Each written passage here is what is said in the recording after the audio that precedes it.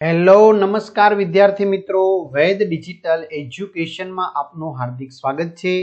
આજે આપણે ધોરણ 7 વિષય ગુજરાતી ચાલો યાદ કરીએ ભાગ 3 જેની સ્વ અધ્યયન પોથીનું 100% ટાઈપિંગ સાથે સંપૂર્ણ સોલ્યુશન જોવાના છીએ। તો ખાસ વિદ્યાર્થી મિત્રો, ચેનલમાં નવા હોય તો ચેનલ સબસ્ક્રાઇબ કરો, બાજુમાં બેલ આઇકનને પ્રેસ કરો જેથી તમને આવા અવનવા વિડીયોની માહિતી નોટિફિકેશન મળી શકે। વિડીયો લાઈક કરો, તમારા મિત્રો દોસ્તોને શેર કરો।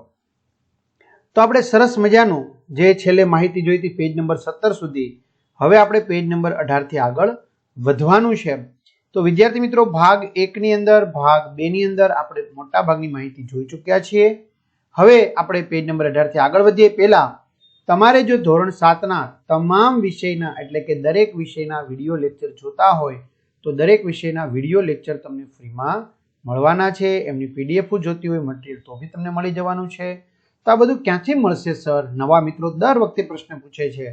તો ભાઈ આપણી વેદ ડિજિટલ એજ્યુકેશન નામની એપ્લિકેશનમાં 3 થી 12 ધોરણના તમામ વિષયના વિડિયો લેક્ચર, સ્વાધ્યાય અભ્યાસની સમજૂતીના વિડિયો પીડીએફ, પરીક્ષા માટે ઉપયોગી મટીરીયલ, અસાઇનમેન્ટ, પરીક્ષાના પેપરો, સ્વાધ્યાય પોથી, પ્રોજેક્ટ પ્રવૃત્તિ, બરાબર। તો ગૂગલ પ્લે સ્ટોર કે જ્યાંથી ગેમ ડાઉનલોડ કરો છો તો ત્યાં જઈને વેદ ડિજિટલ એજ્યુકેશન નામની એપ્લિકેશન ડાઉનલોડ કરી ઓપન કરશો એટલે આ પેજ ખુલે। એમાં તમારા પોતાના મોબાઈલ નંબર નાખી સેન્ડ ઓટીપી કરશો। જો ન ખ્યાલ આવે તો ભણેલ ગણેલ વ્યક્તિની મદદ લઈ શકો છો। તો આ પેડ કોર્સમાં તમને પીડીએફ હોય, એક્ઝામ પેપરમાં પેપરો, 3 થી 12 માં 3 થી 12 ધોરણના વિડીયો, તમારું ધોરણ પસંદ કરી વિષય પ્રમાણે સ્વ અધ્યયન પોથી, પ્રોજેક્ટ પ્રવૃત્તિ તમામના પાઠ વિડીયો નિહાળી શકશો। આપેલા પોસ્ટકાર્ડમાં તમારા મામાનું સરનામું લખો। કેશવભાઈ બી Patel, 12 Anand Niwas, Sarthana main road, Surat, pincode number. મહાવરો 2, આપેલા મુદ્દા પરથી વાર્તા લખો। બાજરાનું ખેતર, લાવરીનો માળો। તો સીતાપુર ગામમાં એક સુંદર મજાનું બાજરાનું ખેતર હતું। ખેતરમાં બાજરાના છોડ પર એક લાવરીનો માળો હતો। લાવરી દિવસે ચણ લેવા જતી અને સાંજ પડે આવીને બચ્ચાઓને ખવડાવતી હતી। એક દિવસ લાવરી ચણ લેવા માટે જાય છે ત્યારે ખેડૂત પોતાના ખેતરે આવે છે અને વાત કરે છે કે કાલે મજૂર કરી અને આ બાજરો કપાવી લેવો છે। સાંજે લાવરી આવે છે ત્યારે તેના બચ્ચા તેને ખેડૂતે કરેલી વાત કરે છે, પણ લાવરી બચ્ચાઓને કહે છે કે તમે ચિંતા ન કરો। બીજા દિવસે ફરી ખેડૂત આવે છે અને બોલે છે કે આજે તો મજૂર ન આવ્યા તો હવે આવતીકાલે સગા વહાલોને બોલાવીને બાજરો કપાવી નાખવો છે। ફરી લાવરી ઘરે આવે છે અને બચ્ચાઓ તેને વાત કરે છે ત્યારે લાવરી તેને ફરી કહે છે કે તમે કઈ ચિંતા ન કરો, એવું કશું થવાનું નથી। ત્રીજા દિવસે ખેડૂત આવે છે અને સગા વહાલા પણ તેથી બાજરો ત્રીજા દિવસે પણ કપાતો નથી। ત્યારે ખેડૂત નક્કી કરે છે કે હવે આવતીકાલે તો મારે જાતે જ આ બાજરો કાપી નાખવો છે। સાંજે બચ્ચાએ લાવરીને વાત કરી ત્યારે લાવરી બચ્ચાને કહે છે કે ચાલો આપણા ખેતર છોડીને જતા રહીએ, કારણ કે હવે ખેડૂતે જાતે નક્કી કર્યું છે તો તે નક્કી બાજરો કાપશે જ, માટે આપણે અહીંથી સારી જગ્યા શોધીને જતા રહીએ। એટલે મિત્રો, જ્યારે આપણે ખુદ નક્કી કરીએ ને ત્યારે કામનું। મહાવરો 3, તમારી પ્રાર્થના સભાનો અહેવાલ લખો। તમારી જાતે 2 ઉખાણા બનાવો અને જવાબ સાથે લખો, બરાબર।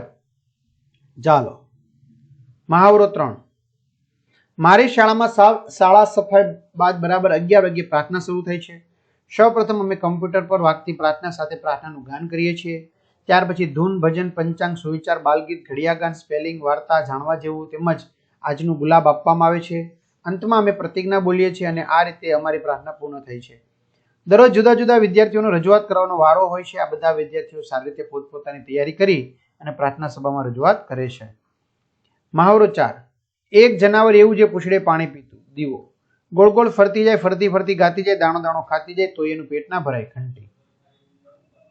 પ્રશ્ન 5 અને 6, તમારા ખિસ્સામાં એક મગફળી રહી ગઈ છે। મગફળી તમારી સાથે આખો દિવસ ક્યાં ક્યાં ફરી હશે એ લખો। તમારા શોખ વિશે લખો। તો પ્રશ્ન 5, મારા ખિસ્સામાં રહેલી મગફળી મારી સાથે શાળાએ આવી હશે। હું રમવા ગયો ત્યાં રમતના મેદાનમાં પણ આવી હશે। મારા મિત્રને ઘરે ગયો ત્યાં પણ આવી હશે। ફરી સાંજે ઘરે આવ્યો ત્યારે મારી સાથે ઘરે આવી હશે। ત્યારે બીજા દિવસે મારા મમ્મીએ કપડાં જોયા ત્યારે તે બહાર નીકળી હશે। મને પુસ્તકો વાંચવાનો ખૂબ શોખ છે। હું અમારી શાળાની લાઇબ્રેરીમાંથી વાર્તાઓના પુસ્તકો વાંચવા લાવું છું। મને વિજ્ઞાન કથાઓ વાંચવાની ખૂબ મજા આવે છે, કારણ કે આવી વાર્તાઓ વાંચવાથી આપણી બુદ્ધિ અને તર્ક શક્તિનો વિકાસ થાય છે, તેથી હું વિજ્ઞાન કથાઓ વાંચું છું। ત્યાર પછી આગળ વધવાનું છે આપણે। ચાલો આ બધી ગ્રામર છે, વ્યાકરણ 20 નંબરનું પેજ. હવે 21 નંબરના પેજથી મહાવરો. સંદેશ, શરણાઈ, નુકસાન, શીરો, અશેષ, આશા, આદેશ, આંસુ. મહાવરો 2. નીચેના ફકરામાંથી સંજ્ઞા પર રાઉન્ડ અને સર્વનામ પર ચોરસ. તો સાબરમતી, અમદાવાદ, નદી, પાણી, હોડીઓ, ગાય, ભેંસ. તો એ સંજ્ઞા છે. તે, તેમાં, તેના, તેના. તો આ સર્વનામ છે. મહાવરો 3. નીચેના ફકરામાં સર્વનામ મૂકી ફકરો ફરીથી લખો. બરાબર. તો જો ગુજરાત ભારત દેશનું રાજ્ય છે. તેની વસ્તી 6 કરોડ છે. તેની પાસે લાંબો દરિયા કિનારો છે. તેમાં ઘણા યાત્રાધામ આવેલા છે. તેમાં ગુજરાતી સિવાયના લોકો પણ રહે છે. તેનું પાટનગર ગાંધીનગર છે. પૂરું. ત્યાર પછી આપણે આગળ વધીએ.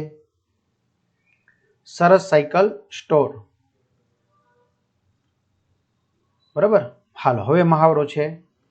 આપેલા બિલની વિગતોના આધારે પ્રશ્નોનો જવાબ આપો. બચ્ચા રમકડા સ્ટોર. બરાબર. રમાબહેને બેટરી વાળી એક જીપ ખરીદી તો કેટલા રૂપિયા ચૂકવ્યા હશે? તો રમાબહેને બેટરી વાળી જીપ ખરીદી તો 250 રૂપિયા ચૂકવ્યા હશે. રમાબહેને બેટરી વાળી જીપ 225 રૂપિયામાં કેમ ખરીદી હશે? રમાબહેને તમામ પૈસા કાર્ડથી ઓનલાઈન ચૂકવ્યા તો કેટલા ચૂકવ્યા?